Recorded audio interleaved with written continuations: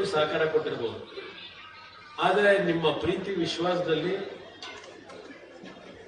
ದೇವೇಗೌಡರ ಒಂದು ಅನುಪಸ್ಥಿತಿ ಏನಿದೆ, ಅವರ ಆರೋಗ್ಯದ ಸಮಸ್ಯೆಯಿಂದ ನೀವೇ ಬಂದು ಉದ್ಘಾಟನೆ ಮಾಡಬೇಕು ಅಂತೇಳಿ ನನಗೇನು ನೀವೆಲ್ಲ ಒಂದು ಆಗ್ರಹ ಮಾಡಿದ್ರಿ. ಮೊನ್ನೆ ಕಳೆದ ತಿಂಗಳು 28ಕ್ಕೆ ಬರಬೇಕು ಅಂತ ಇದ್ದೆ, ಆದರೆ ಪಾರ್ಲಿಮೆಂಟ್ ಪ್ರಾರಂಭ ಆಗಿದ್ದರಿಂದ ಬರ್ಲಿಕ್ಕಾಗಿಲ್ಲ. ಇಲ್ಲ ಜಾರ್ಖಂಡ್ ಹೋಗಿದ್ದೆ. ಜಾರ್ಖಂಡಲ್ಲೆಲ್ಲ ನಿಮ್ಮವ್ರು ಕೆಲಸ ಮಾಡೋದು ನೋಡಿದ್ದೀನಿ. ಅರಸೇನ ಯೋಧರು ಜಾರ್ಖಂಡ್ ಇರಲಿ, ನಾರ್ತ್ ಈಸ್ಟರ್ನ್ ಇರಲಿ, ಛತ್ತೀಸ್ಗಢ ಇರಲಿ, ಎಲ್ಲ ಕಡೆ ಭೇಟಿ ಕೊಟ್ಟಿದ್ದೀನಿ ನಾನೀಗ. ಎಲ್ಲ ಕಡೆ ನಮ್ಮ ಇಲಾಖೆಯ ಉಕ್ಕಿನ ಕಾರ್ಖಾನೆಗಳೇನಿದೆ ಮತ್ತು ಗಣಿಯ ಒಂದು ಚಟುವಟಿಕೆಗಳೇನು ನಡೀತದೆ, ಅಲ್ಲಿರ್ತಕ್ಕಂಥ ನಕ್ಸಲೈಟ್ನ ಆಕ್ಟಿವಿಟೀಸ್, ತಾವುಗಳು ಅಲ್ಲಿ ಜನಕ್ಕೆ ರಕ್ಷಣೆ ಕೊಡಬೇಕಾದರೆ ಒಂದೊಂದು ಕ್ಷಣ ನೀವು ಯಾವೊಂದು ಮಾನಸಿಕವಾದ ಹಿಂಸೆ ಪಟ್ಕೊಂಡಲ್ಲಿ ಕೆಲಸ ಮಾಡ್ತೀರಿ ಅನ್ನೋದು ಕಣ್ಣಾರೆ ನೋಡಿದ್ದಾರೆ. ಈ ಹಿನ್ನೆಲೆಯಲ್ಲಿ ಕೆಲವು ನಿಮ್ಮ ನ್ಯಾಯಯುತವಾದಂತ ಬೇಡಿಕೆಗಳನ್ನ ಪ್ರಾಮಾಣಿಕವಾಗಿ ಈಡೇರಿಸಲಿಕ್ಕೆ ಪ್ರಯತ್ನ ಪಡ್ತೀನಿ ಅಂತಕ್ಕಂಥ ಮಾತನ್ನ ಈ ಸಂದರ್ಭದಲ್ಲಿ ಹೇಳ್ತಾ, ನೀವೆಲ್ಲ ನನಗೆ ಬರಬೇಕು ಅಂತಕ್ಕಂಥ ಏನು ತಾಕೀತು ಮಾಡಿದ್ರಿ. ನನಗೂ ಆರೋಗ್ಯದ ಸಮಸ್ಯೆ 3 ದಿವಸದಿಂದ ಹೊರಗಿಲ್ಲ. ನಾನು ಡಾಕ್ಟ್ರು 1-2 ದಿವಸನಾದರೂ ವಿರಾಮ ತಗೊಳ್ಳಿ ಅಂತಾರೆ. ಆದರೆ ನೀವೇ ಬರಬೇಕು ಅಂತ ಹೇಳಿ ನನಗೆ ಒತ್ತಡ ಹಾಕಿದ್ರಿ. ನಿಮ್ಮ ಪ್ರೀತಿ ವಿಶ್ವಾಸಕ್ಕೆ ನಾವು ಬೆಲೆ ಕಟ್ಟಕ್ಕೇನಾಗಲ್ಲ. ಅದರಿಂದ ನಾನು ವೈಯಕ್ತಿಕವಾಗಿ ಏನೇ ಆರೋಗ್ಯದ ಸಮಸ್ಯೆಗಳಿದ್ರು, ನಿಮ್ಮ ಕುಟುಂಬಗಳು ಇವತ್ತೇನು ಸಭೆಯಲ್ಲಿದ್ದಾರೆ, ನೀವೆಲ್ಲ ಆನಂದವಾಗಿರೋ ಈ ಭವನ ಉದ್ಘಾಟನೆ ಮಾಡ್ತಾ ಇದ್ದೀರಿ. ನಿಮ್ಮ ಜೊತೆನಲ್ಲೇ ಒಂದು ಕ್ಷಣ ಹೊತ್ತು ಜೊತೆಯಲ್ಲಿದ್ದು ದೇಶಕ್ಕೆ ಇಲ್ಲಿಯವರೆಗೆ ನಿಮ್ಮ ಜೀವವನ್ನು ಉಳಿಸ್ಕೊಂಡು ದೇಶದ ರಕ್ಷಣೆಯನ್ನ ನೀವೆಲ್ಲ ಏನು ಮಾಡಿದ್ದೀರಿ, ಅದಕ್ಕೆ ನಾನು ಸಲ್ಯೂಟ್ ಅನ್ನ ಹೇಳಬೇಕು ಅಂತ ಬಂದಿದ್ದೆ. ಒಂದು ಕಡೆ ನಮ್ಮ ಅರೆ ಸೈನ್ಯದ ಯೋಧರಿರ್ಬೋದು, ಇನ್ನೊಂದು ಕಡೆ ನಮ್ಮ ಡಿಫೆನ್ಸ್ನ ಯೋಧರುಗಳಿರ್ಬೋದು, ಈ ದೇಶಕ್ಕೋಸ್ಕರವಾಗಿ ನಿಮ್ಮ ಕುಟುಂಬಗಳನ್ನೆಲ್ಲ ತ್ಯಾಗ ಮಾಡಿ ಈ ದೇಶ ಕಟ್ಟಲಿಕ್ಕೆ ಹೋಗ್ತೀರಿ, ದೇಶಕ್ಕೆ ರಕ್ಷಣೆ ಕೊಡ್ತೀರಿ ನಮಗೆಲ್ಲ. ಆದರೆ ದೇಶದ ಒಳಗಿರ್ತಕ್ಕಂಥ ನಮ್ಮಂತ ರಾಜಕಾರಣಿಗಳು ಯಾವ ರೀತಿಯಲ್ಲಿ ಇವತ್ತು ಈ ದೇಶದಲ್ಲಿ ಹೋಗ್ತಾ ಇದೆ, ಇದೆಲ್ಲ ನೀವೆಲ್ಲ ಸೂಕ್ಷ್ಮ ಗಮನಿಸ್ತಾ ಇದೆ. ದೇಶ ನೋಡಿದ್ದೀರಿ ನೀವೆಲ್ಲ ಯಾವ ತರ ಇದೆ. ನನಗೆ ಒಂದು ದುರಾದೃಷ್ಟ, 2 ಬಾರಿ ಮುಖ್ಯಮಂತ್ರಿ ಆದ್ರೆ ನನಗೆ ಸಿಕ್ಕಂತ ಅವಧಿ ಕಾಲಾವಕಾಶಗಳು ಅತ್ಯಂತ ಕಡಿಮೆ. ನಾಡಿನ ಜನತೆ ನನಗೆ 5 ವರ್ಷದ ಸಂಪೂರ್ಣ ಸರ್ಕಾರ ನಡೆಸ್ತಕ್ಕಂಥ ಅವಕಾಶ ಕೊಟ್ಟಿದ್ರೆ ಬಹುಶಃ ದೇಶದಲ್ಲೇ ಮಾದರಿಯಾಗ್ತಕ್ಕಂಥ ಸರ್ಕಾರ ಈ ರಾಜ್ಯದಲ್ಲಿ ಇಷ್ಟೊತ್ತಿಗೆ ನಾವು ಸಾಬೀತು ಮಾಡಿ ತೋರಿಸ್ತಾ ಇದ್ದೇವೆ. ಆದರೆ ನಮ್ಮ ನಾಡಿನ ಜನತೆಯ ದುರಾದೃಷ್ಟ, ನನ್ನ ದುರಾದೃಷ್ಟ ಅಂತ ಹೇಳೋಣ. ಹಲವಾರು ರೀತಿಯ ಕಾರ್ಯಕ್ರಮಗಳನ್ನ ಯಾವ ರೀತಿ ನಾಡಿಗೆ ತರಬೇಕು ಅಂತಕ್ಕಂಥದ್ದು ನಾನೇನು ಪ್ರತಿನಿತ್ಯ ಬಡವರ ಜೊತೆ ಬೆರೆತು ಕೆಲಸ ಮಾಡ್ತೀನಿ. ನಾನೇನು ದೊಡ್ಡ ಶ್ರೀಮಂತಗಳ ಜೊತೆ ಬೆರೆಯಲ್ಲ. ಹಳ್ಳಿಗಳಿಂದ ಕಷ್ಟ ಸುಖ ಹೇಳ್ಕೊಳ್ಳಿಕ್ಕೆ ಬರ್ತಕ್ಕಂಥ ಬಡವರ ಜೊತೆ ಬೆರೆತು ಕೆಲಸ ಮಾಡೋದು. ಈ ನೋಡಿ, ಒಂದು 3 ದಿವಸದಿಂದ ನಾನು ದೇರಿನಲ್ಲಿದ್ದೀನಿ. ಒಂದು ಮಧುಗಿರಿ ತಾಲೂಕಿನಿಂದ ಒಂದು ಹೆಣ್ಣು ಮಗಳು 2 ಸಣ್ಣ ಮಕ್ಕಳನ್ನ ಕರ್ಕೊಂಡು ನಮ್ಮ ಬಿಡದಿ ತೋಟದ ಹತ್ರ 1.5 ದಿವಸದಿಂದ ಕೂತಿದ್ದಾಳೆ ಅಂತ ದೂರವಾಣಿ ಕರೆ ಬಂತು. ಯಾರು ಹೇಳಿದ್ರು ಎದ್ದೋಗಕ್ಕೆ ತಯಾರಾಗಿಲ್ಲ. ನಾನು ಕೊನೆಗೆ ನಮ್ಮ ಸತೀಶ್ ಹೇಳಿದೆ, ಏನ್ ಫೋನ್ ತಗೊಳಪ್ಪ, ಅದು ಏನ್ ಸಮಸ್ಯೆ ಕೇಳೋಣ, ಬಹುಶಃ ಏನೋ ಆರ್ಥಿಕ ಸಮಸ್ಯೆ ಇರ್ಬೋದೇನೋ ಅಂತಕ್ಕಂಥದ್ದು ಹೇಳಿ. ಮದುವೆ ಆದ ಗಂಡ ಬಿಟ್ಟು ಹೋಗಿದ್ದಾನೆ, ಜನ ಮಕ್ಕಳು ತಂದೆ ತಾಯಿದ್ರು ಮನೆಗೆ ದೂರ ಹಾಕಿದ್ದಾರೆ, 2 ಸಣ್ಣ ಮಕ್ಕಳು. ಇಲ್ಲ, ನೀವೇನಾದ್ರೂ ನಮಗೆ ನೆರವು ನೀಡದೇ ಇದ್ರೆ ನಮಗೆ ಆತ್ಮಹತ್ಯೆನೇ ದಾರಿ. ಇಂಥ ಒಂದು ಸಮಾಜದಲ್ಲಿ ಪ್ರತಿನಿತ್ಯ ನಾನು ಕಣ್ಣಾರೆ ನೋಡ್ತಕ್ಕಂಥ ದೃಶ್ಯ.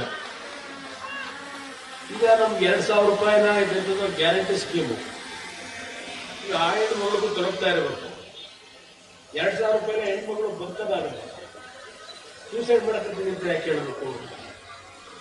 ಇದಕ್ಕೆ ನಮ್ಮ ರಾಜ್ಯ ಸರ್ಕಾರ ಈಗಾಗಲೇ 2,10,000 ಕೋಟಿ ಸಾಲ ಈ 18 ತಿಂಗಳಲ್ಲಿ ಮಾಡಿದ್ದಾರೆ. ಈಗ ಒಟ್ಟಾರೆ ಸಾಲ 7 ಲಕ್ಷ ಕೋಟಿ ದಾಟಿಬಿಟ್ಟಿದೆ ರಾಜ್ಯ ಸರ್ಕಾರದ. ಈ ಪಾಪ ನೀವು ಒಳ್ಳೆಯದೇನೋ ಏನೋ ಕುಟುಂಬದಲ್ಲಿ ಒಂದು ಮನೆ ಕಟ್ಟಿಗಳದ, ಇಲ್ಲ ಕುಟುಂಬದ ಮಗಳನ್ನ ಬೇರೆ ಅಕ್ಕಪಕ್ಕದ ಮನೆಯವ್ರಿಗೆ ಏನು ವಿಜೃಂಭಣೆಯಲ್ಲಿ ಮದುವೆ ಮಾಡೋರೆ, ನಮ್ಮ ಮಕ್ಕಳನ್ನು ಅದೇ ರೀತಿ ಮದುವೆ ಮಾಡಿ ಸಾಗಾಕೋಣ, ಒಂದು ಆಸೆ ಇಲ್ಲ. ಸಾಲ ಮಾಡಿ ಮನೆ ಕಟ್ಕೋತೀರಿ, ಸಾಲ ಮಾಡಿ ಮಕ್ಕಳನ್ನ ಓದಿಸ್ತೀರಿ, ಮಕ್ಕಳಿಗೆ ಕೆಲಸ ದೊರೆಯಲ್ಲ.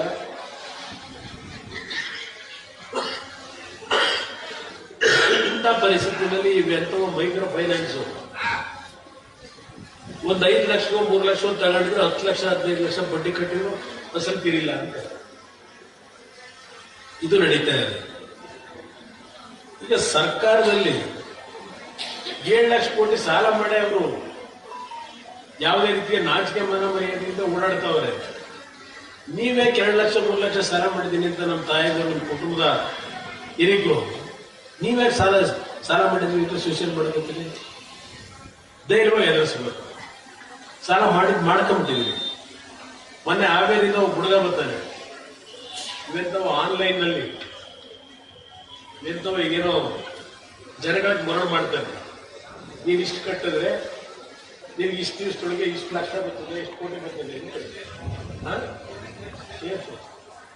17 ಲಕ್ಷ ರೂಪಾಯಿ ಸಾಲ ಮಾಡಿ ಅವ್ರು ಯಾರು ಹೇಳಿದ್ರು ಅಂತ ಕೊಟ್ಟ. ಈಗ ದೋಖ ಹಾಕದ ಅವನು ಯಾವನು, ಅವ್ರಿಗೆ ರಕ್ಷಣೆ ಕೊಡೋರು ಯಾರು ಇಲ್ಲ. 17 ಲಕ್ಷ ಅವ್ರು ಏನೇನು ಕಟ್ತಾರೆ ಹಳ್ಳಿ ರೈತರ ಮಗ. ಆಮೇಲೆ ನನ್ನ ಮನೆ ಹತ್ರ ಬಂದರು. ಹಿಂಗಾಗಿ ನಾನು SP ಹೇಳಿ ಏನಾದ್ರು ಉಳಿಸಿ ಹೇಳ ನಮ್ಮ ಕುಟುಂಬನ. ಇದು ಯಾವ ರೀತಿ ಸಮಾಜ ಇದೆ, ಅದಕ್ಕೆ ಯಾಕೆ ನಿಮ್ಮಿಂದ ಹೇಳ್ತಾ ಇದ್ದೀನಿ, ನಿಮ್ಮ ಕುಟುಂಬದ ಸದಸ್ಯರು ನೀವೆಲ್ಲ ತ್ಯಾಗ ಮಾಡಿ ಈ ದೇಶಕ್ಕೆ ರಕ್ಷಣೆ ಕೊಟ್ಟು ನನ್ನ ದೇಶ ಒಂದೇ ಮಾತಾಡೋಂತ ಕೂಗ್ತೀರಿ. ಆದ್ರೆ ನಾವು ನಿಮ್ಗೇನು ಕೊಡ್ತಾ ಇದ್ದೀವಿ? ಇದು ನನ್ನ ತಲೆ ಇರ್ತಕ್ಕಂಥ ನೋವು. ಅದರಿಂದ ನಾನು ನಿಮ್ಮೆಲ್ಲರಿಗೂ ಹೇಳ್ತಕ್ಕಂಥದ್ದು, ಸ್ವಲ್ಪ ಯೋಚನೆ ಮಾಡಿ ಕೆಲವು ತೀರ್ಮಾನ ಮಾಡಿ. ತಪ್ಪುಗಳಾಗ್ತವೆ, ತಪ್ಪನ್ನ ತಿದ್ಕೊಳ್ಳಕ್ಕೂ ಅವಕಾಶ ಕೊಡಿ.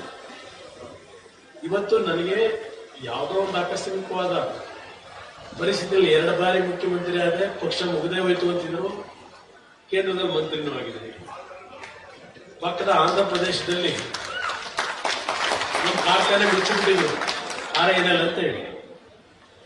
ಆ ಕಾರ್ಖಾನೆನ ಇವತ್ತು ಪ್ರಾರಂಭ ಮಾಡಿಸಿದ್ದೀವಿ. ಅಲ್ಲಿ ಆಂಧ್ರದಲ್ಲಿ ಹಾಲಿನ ಅಭಿಷೇಕ ಮಾಡ್ತಾರೆ, ಕುಮಾರಸ್ವಾಮಿ ಫೋಟೋ ಇಷ್ಟು, ನಮ್ಮ ಮನೆ ದೇವರು ಅಂತಾರೆ. ಇವತ್ತು ವಿಶ್ವೇಶ್ವರಯ್ಯ ಸ್ಟೀಲ್ ಪ್ಲಾಂಟ್ ನಮ್ಮ ಭದ್ರಾವತಿ ಇದೆ, ಅದಕ್ಕೆ ಇವತ್ತು 10,000 ಕೋಟಿ ದುಡ್ಡು ಬೇಕು. ಇವತ್ತು ಅದೇನಾದ್ರು ಪ್ರಾರಂಭ ಮಾಡಬೇಕು.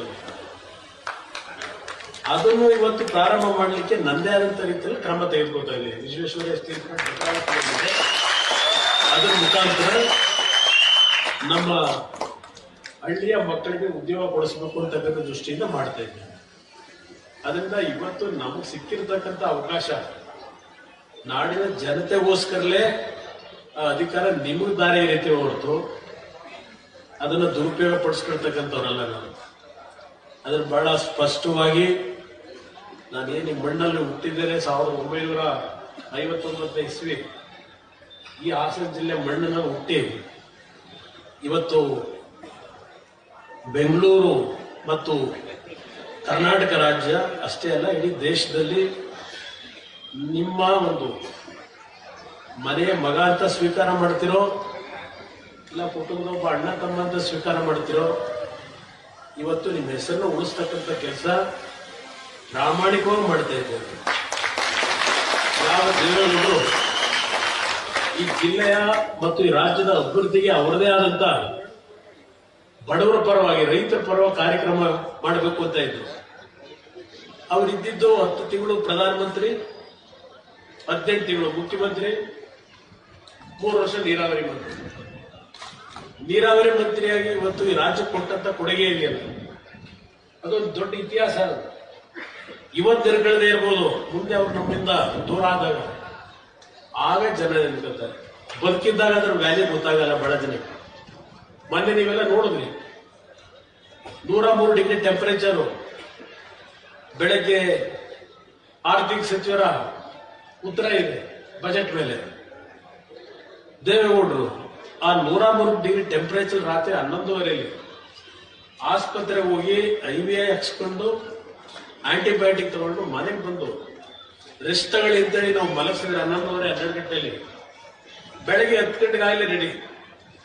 ಇಲ್ಲ ನಾನು ರಾಜ್ಯಸಭೆಗೆ ಹೋಗಲೇಬೇಕು, ನಾನು ರೈತರ ಪರವಾಗಿ ಮಾತಾಡಬೇಕು, ನಾನು ಕಾವೇರಿ ಬಗ್ಗೆ ಮಾತಾಡಬೇಕು.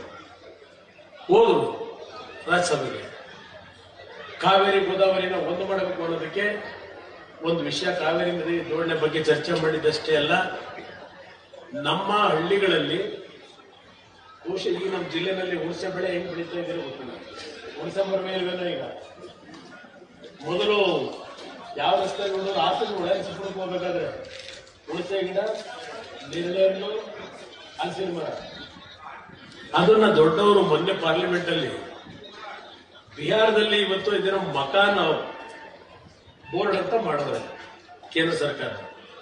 ಅದೇ ರೀತಿಯಲ್ಲಿ ಕರ್ನಾಟಕದಲ್ಲಿ, ಸೌತ್ ಇಂಡಿಯಾದಲ್ಲಿ ನಮ್ಮ ನೇರಳೆ ಬೆಳೀತಕ್ಕಂಥವ್ರು ರೈತರು, ಹುಣಸೆ ಬೆಳೆ ಬೆಳೀತಕ್ಕಂಥವ್ರು ಮತ್ತು ಹಲಸು ಬೆಳೀತಕ್ಕಂಥವ್ರು ಒಂದು ಬೋರ್ಡ್ ಮಾಡಿ ನಮ್ಮ ರೈತರಿಗೆ ಒಂದು ಜೀವ ಕೊಡಿ. ಇದನ್ನ ಪಾರ್ಲಿಮೆಂಟ್ 93 ವರ್ಷ ಜ್ವರ ಯಾರಿಗೋಸ್ಕರವಾಗಿ ಅವರ ಧ್ವನಿ ಎತ್ತಿ ಹೋರಾಟ ಮಾಡಿದ್ರು. ದೇಶದಾದ್ಯಂತ ನಿಮ್ಮ ಸೇವೆಯನ್ನು ನಾವು ಕಾಣ್ತಾ ಇದ್ದೇವೆ. ಆದರೆ ಇವತ್ತು ನಿಮ್ಮಗಳ ಬೇಡಿಕೆ ನನ್ನ ಮುಂದೆ ಕೆಲವು ಕೊಟ್ಟಿದ್ದೀರಿ. ಅದರಲ್ಲಿ ಮುಂದಿನ ದಿನಗಳಲ್ಲಿ ನಿಮ್ಮ ಈ ಒಂದು ಬೇಡಿಕೆಗಳ ಬಗ್ಗೆ ಕೇಂದ್ರದ ಗೃಹ ಸಚಿವರು ಹಾಗೂ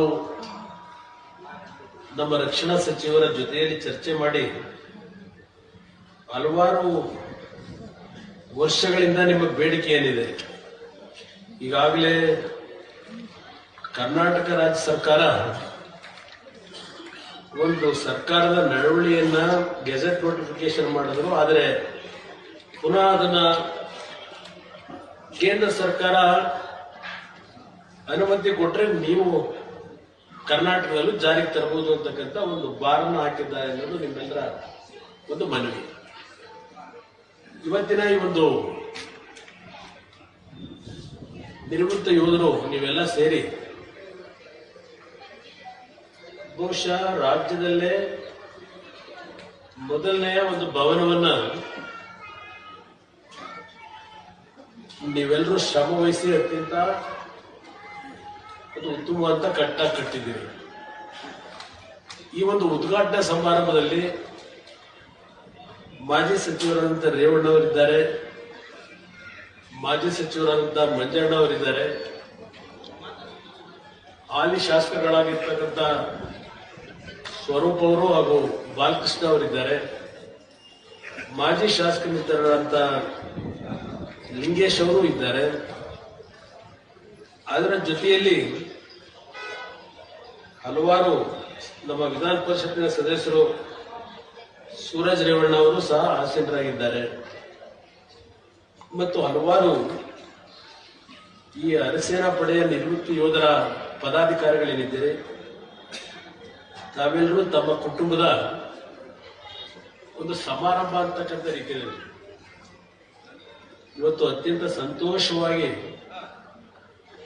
ಈ ಭವನವನ್ನು ಉದ್ಘಾಟನೆ ಮಾಡಿ ಈ ಭವನದ ಮುಖಾಂತರ ನಮ್ಮ ಅರಸೇನಾ ಯೋಧರು ನಿವೃತ್ತರೇನಿದ್ದಾರೆ, ಹಾಲಿ ಯೋಧರ ಕೆಲಸವನ್ನು ಮಾಡ್ತಾ ಇದ್ದಾರೆ, ಎಲ್ಲರಿಗೂ ಬೇರೆ ಬೇರೆ ರೀತಿಯ ಕೆಲವು ನೆರವುಗಳನ್ನು ಕೊಡ್ತಕ್ಕಂಥದ್ದಕ್ಕೆ ಪದಾಧಿಕಾರಿಗಳು ಒಂದು ಪ್ರಾಥಮಿಕವಾಗಿ ಈ ಭವನ ನಿರ್ಮಾಣ ಮಾಡ್ಕೊಂಡಿದ್ದೀರಿ. ಎಲ್ಲ ನಮ್ಮ ಜಿಲ್ಲೆಯ ಅರಸೇನಾ ಪಡೆಯ ಅಧ್ಯಕ್ಷರು, ಗೌರವ ಅಧ್ಯಕ್ಷರು, ಪದಾಧಿಕಾರಿಗಳು ಎಲ್ಲರಿಗೂ ಈ ಸಂದರ್ಭದಲ್ಲಿ ನನ್ನ ಅಭಿನಂದನೆಗಳನ್ನ ಸಲ್ಲಿಸಲಿಕ್ಕೆ ಬಯಸ್ತಾ ಇದ್ದೇನೆ. ಅದಷ್ಟೇ ಅಲ್ಲ, ದೆಹಲಿಯಿಂದ HR ಸಿಂಗ್ ಅವರು ADGP president of CAPF committee ಅವರು ಸಹ ನಿಮಗೆ ಒಂದು ಮಾನಸಿಕವಾಗಿ ನಿಮ್ಮ ಜೊತೆಯಲ್ಲಿ ಇದ್ದೇವೆ ಅಂತಕ್ಕಂಥ ಒಂದು ಧೈರ್ಯ ತಗೊಳ್ಳಿ ದೆಹಲಿಯಿಂದ ಬಂದಿದ್ದಾರೆ. ಅವ್ರಿಗೂ ವಿಶೇಷವಾಗಿ ನನ್ನ ಅಭಿನಂದನೆಗಳು. ದೇಶದಲ್ಲಿ ನಮ್ಮ ಅರಸೇನೆ ಯೋಧರು ಮತ್ತು ನಮ್ಮ ರಕ್ಷಣಾ ಇಲಾಖೆಯಲ್ಲಿರ್ತಕ್ಕಂಥ 3 ವಿಭಾಗದ ಸೈನಿಕರು ಅವರು ಏನ್ ಕೆಲಸ ಮಾಡ್ತಾರೆ ಅದೇ ಕೆಲಸ ನೀವು ಮಾಡ್ತಾರೆ. ಅವರಿಗಿಂತಲೂ ಬಹುಶಃ ದುಸ್ತರವಾದಂತ ಕೆಲಸ ಮಾಡ್ತಾರೆ. ನಾನು ಹಿಂದೆ 1996 ದೇಶದ ಪ್ರಧಾನಮಂತ್ರಿಗಳಾಗಿ ಸನ್ಮಾನ್ಯ ದೇವೇಗೌಡರು ಅಧಿಕಾರ ವಹಿಸಿಕೊಂಡಿದ್ದರು.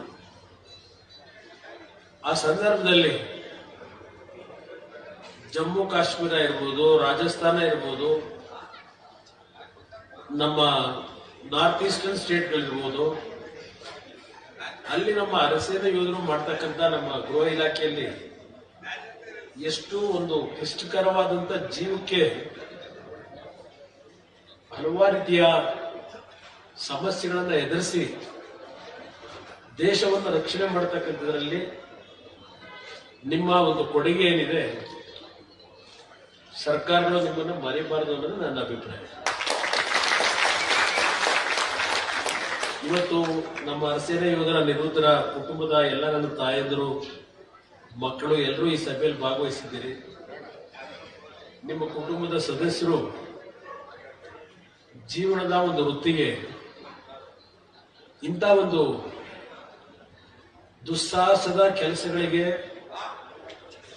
ಹೋಗ್ತಕ್ಕಂಥದ್ದೇನಿದೆ, ನಿಮ್ಮ ಕುಟುಂಬದ ತಾಯಂದಿರು, ಜನ್ಮ ಕೊಟ್ಟಂತ ತಂದೆ ತಾಯಂದಿರು ಮತ್ತು ಅವರ ಧರ್ಮಪತ್ನಿಯರು, ಮಕ್ಕಳು, ಪ್ರತಿನಿತ್ಯ ನೀವು ಇಲ್ಲಿ ಒಂದೊಂದು ಕ್ಷಣವನ್ನ ಕಳೆಯಬೇಕಾದ್ರೆ ನಿಮ್ಮ ಕುಟುಂಬಗಳ ಪರಿಸ್ಥಿತಿನೂ ಏನಿದೆ ಅಂತಕ್ಕಂಥದ್ದು ನಾನು ಅರ್ಥಕೊಂಡಿದ್ದೇನೆ. ನಿಮ್ಮ ನೋವುಗಳನ್ನು ಅರ್ಥ ಮಾಡ್ಕೊಂಡಿದ್ದೇನೆ. 8 ವರ್ಷ 10 ವರ್ಷ ಕೆಲಸ ಮಾಡಿರ್ತೀರಿ. ನಾನು ಇತ್ತೀಚೆಗೆ ಕೇಂದ್ರದ ಸಚಿವನಾದ ಮೇಲೆ ಬಹಳ ಜನ ಬಂದು ಇಡೀ ರಾಜ್ಯದಾದ್ಯಂತ ನಾವು 7 ವರ್ಷ ಆಯ್ತು, 8 ವರ್ಷ ಆಯ್ತು, ಆ ಭಾಗದಲ್ಲಿ ಕೆಲಸ ಮಾಡ್ತಾ ಇದ್ದೇವೆ, ನಮ್ಗೆ ಏನಾದ್ರು ಮಾಡಿ ಈ ಭಾಗದಲ್ಲಿ ಇಲ್ಲಾದ್ರೂ ಕರ್ನಾಟಕದಲ್ಲಿ ಇಲ್ಲ ತಮಿಳುನಾಡು ಕಡೆ ಒಂದು ವರ್ಗಾವಣೆ ಮಾಡಿಸ್ಕೊಡಿ ಅಂತ ಒಂದು ಅರ್ಜಿ ಕೊಡ್ತೀವಿ. ಆದರೆ ಅಷ್ಟು ಸುಲಭವಾಗಿ ನಾವುಗಳು ಅಲ್ಲಿಯ ಈ ಇಲಾಖೆಗಳಲ್ಲಿ ಮನವಿ ಮಾಡಿದ್ರೆ ಆ ಒಂದು ಆದೇಶಗಳನ್ನು ಮಾಡಿಸೋದು ತುಂಬಾ ಕ್ಲಿಷ್ಟಕರವಾದಂತ ಕಾರ್ಯಕ್ರಮ. ಬಹಳ ಜನ ಅನ್ಕೋತೀರಿ, ಏನಪ್ಪಾ ಕುಮಾರಣ್ಣನ ಕೈಲಿ, ದೇವೇಗೌಡರ ಕೈನಲ್ಲಿ ಅರ್ಜಿ ಕೊಟ್ಟಿದ್ದು, ನಮಗೆ ವರ್ಗಾವಣೆ ಮಾಡಿಸ್ತಿಲ್ವಲ್ಲ, ನಿಮ್ಮ ಮನಸ್ಸಿನಲ್ಲಿ ಅಸಮಾಧಾನವೂ ಆಗುತ್ತೆ.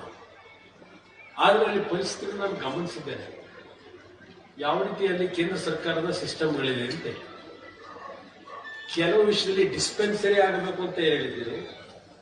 ಜಿಲ್ಲೆನಲ್ಲಿ ಒಂದು 7 ಜಿಲ್ಲೆನಲ್ಲಿ ಇರ್ತಕ್ಕಂಥ ಅರಸೇನೆ ಯೋಧರ ಕುಟುಂಬಗಳ ಒಂದು ಆರೋಗ್ಯದ ತಪಾಸಣೆ, ಅವರ ಆರೋಗ್ಯಕ್ಕೆ ಎಲ್ಲ ರೀತಿಯ ಅನುಕೂಲಗಳಾಗಲಿಕ್ಕೆ ಒಂದು ಡಿಸ್ಪೆನ್ಸರಿ ಆಗಬೇಕು ಅಂತಕ್ಕಂಥದ್ದು ಏನ್ ಹೇಳಿದ್ದೀರಿ, ಬಹುಶಃ ಅದನ್ನ ಸದ್ಯದಲ್ಲೇ ಮಾಡಿಸ್ಕೊಡ್ತಕ್ಕಂಥ ಕೆಲಸ ಕೈಯಾಗಿದೆ.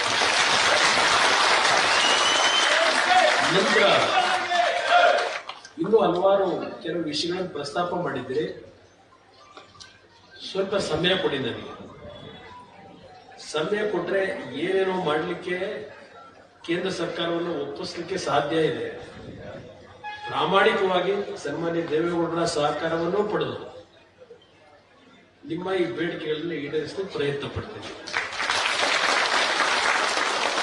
ಇವತ್ತಿನ ಈ ಕಾರ್ಯಕ್ರಮ ನಾನೇ ನಿಮ್ಗೆ ಯಾವುದೇ ನೆರವು ಕೊಟ್ಟಿಲ್ಲ.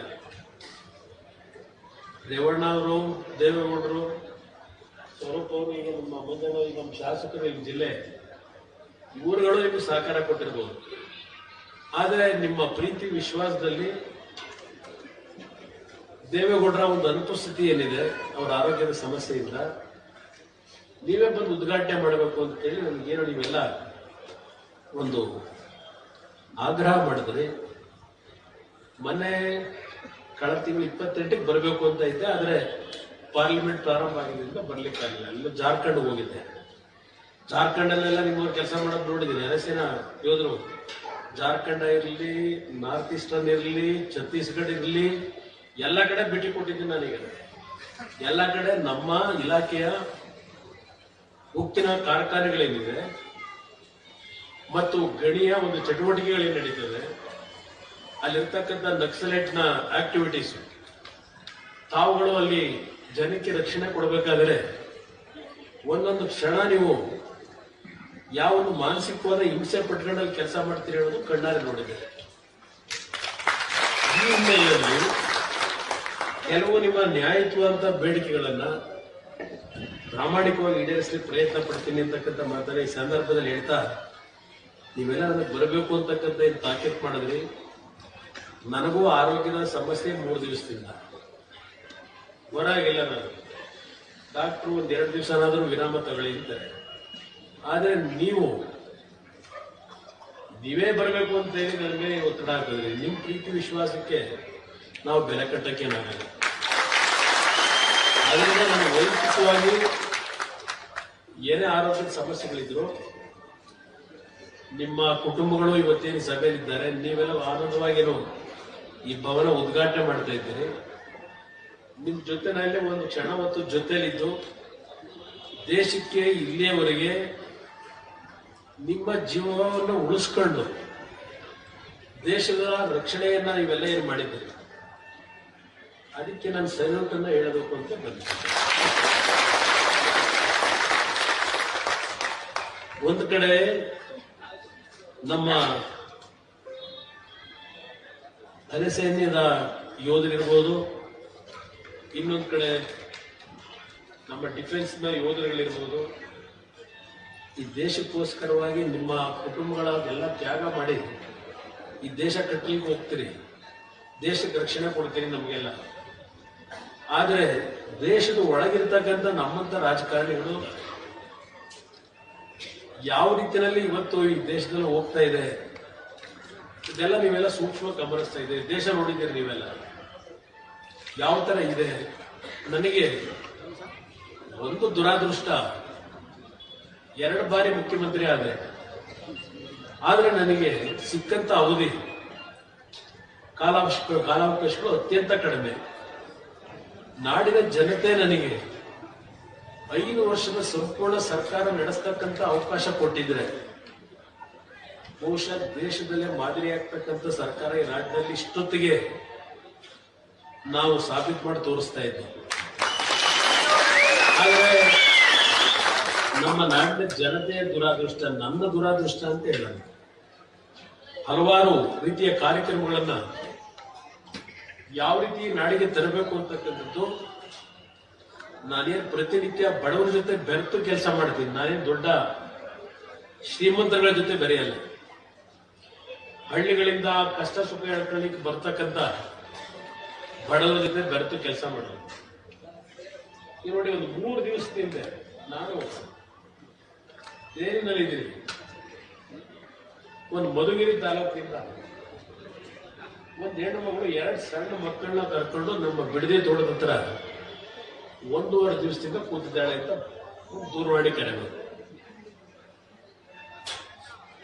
ಯಾರು ಹೇಳಿದ್ರು ಎದ್ದೋಗಕ್ಕೆ ತಯಾರಾಗಿಲ್ಲ. ನಾನು ಕೊನೆಗೆ ನಮ್ಮ ಸತೀಶ್ ಹೇಳಿದೆ, ಏನ್ ಫೋನ್ ತಗೊಳಪ್ಪ, ಅದು ಏನ್ ಸಮಸ್ಯೆ ಕೇಳೋಣ, ಬಹುಶಃ ಏನೋ ಆರ್ಥಿಕ ಸಮಸ್ಯೆ ಇರ್ಬೋದೇನೋ ಅಂತಕ್ಕಂಥದ್ದು ಹೇಳಿ. ಮದುವೆ ಆದ ಗಂಡ ಬಿಟ್ಟು ಹೋಗಿದ್ದಾನೆ, ಜನ ಮಕ್ಕಳು ತಂದೆ ತಾಯಿದ್ರು ಮನೆಯಿಂದ ದೂರ ಹಾಕಿದ್ದಾರೆ, 2 ಸಣ್ಣ ಮಕ್ಕಳು. ಇಲ್ಲ, ನೀವೇನಾದ್ರೂ ನಮಗೆ ನೆರವು ನೀಡದೇ ಇದ್ರೆ ನಮಗೆ ಆತ್ಮಹತ್ಯೆನೇ ದಾರಿ. ಇಂಥ ಒಂದು ಸಮಾಜದಲ್ಲಿ ಪ್ರತಿನಿತ್ಯ ನಾನು ಕಣ್ಣಾರೆ ನೋಡ್ತಕ್ಕಂಥ ದೃಶ್ಯ. ಈಗ ನಮ್ಗೆ 2,000 ರೂಪಾಯಿನ ಇದ್ದ ಗ್ಯಾರಂಟಿ ಸ್ಕೀಮು ಈಗ ಆ ಹೆಣ್ಮಗಳಿಗೂ ತಲುಪ್ತಾ ಇರಬೇಕು. 2,000 ರೂಪಾಯಿನ ಹೆಣ್ಮಗಳು ಬದುಕದಾಗಲ್ಲ, ಸೂಸೈಡ್ ಮಾಡಕತ್ತೀನಿ ಅಂತ ಯಾಕೆ ಹೇಳಬೇಕು? ಇದಕ್ಕೆ ನಮ್ಮ ರಾಜ್ಯ ಸರ್ಕಾರ ಈಗಾಗಲೇ 2,10,000 ಕೋಟಿ ಸಾಲ ಈ 18 ತಿಂಗಳಲ್ಲಿ ಮಾಡಿದ್ದಾರೆ. ಈಗ ಒಟ್ಟಾರೆ ಸಾಲ 7 ಲಕ್ಷ ಕೋಟಿ ದಾಟಿಬಿಟ್ಟಿದೆ ರಾಜ್ಯ ಸರ್ಕಾರದ. ಈ ಪಾಪ ನೀವು ಹಳ್ಳಿಲೆಲ್ಲೋ ಏನೋ ಕುಟುಂಬದಲ್ಲಿ ಒಂದು ಮನೆ ಕಟ್ಟಿಗಳದ, ಇಲ್ಲ ಕುಟುಂಬದ ಮಗಳನ್ನ ಬೇರೆ ಅಕ್ಕಪಕ್ಕದ ಮನೆಯವ್ರಿಗೆ ಏನು ವಿಜೃಂಭಣೆಯಲ್ಲಿ ಮದುವೆ ಮಾಡೋರೆ, ನಮ್ಮ ಮಕ್ಕಳನ್ನು ಅದೇ ರೀತಿ ಮದುವೆ ಮಾಡಿ ಸಾಗಾಕೋಣ ಏನೋ ಒಂದು ಆಸೆ ಇಲ್ಲ. ಸಾಲ ಮಾಡಿ ಮನೆ ಕಟ್ಕೋತೀರಿ, ಸಾಲ ಮಾಡಿ ಮಕ್ಕಳನ್ನ ಓದಿಸ್ತೀರಿ, ಮಕ್ಕಳಿಗೆ ಕೆಲಸ ದೊರೆಯಲ್ಲ.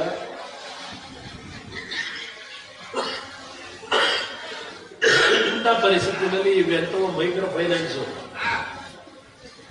ಒಂದು 5 ಲಕ್ಷಕ್ಕೋ 3 ಲಕ್ಷ ತಗೊಂಡಿದ್ರೆ 10 ಲಕ್ಷ 15 ಲಕ್ಷ ಬಡ್ಡಿ ಕಟ್ಟಿದ್ರು ಅಸಲು ತೀರಿಲ್ಲ ಅಂತ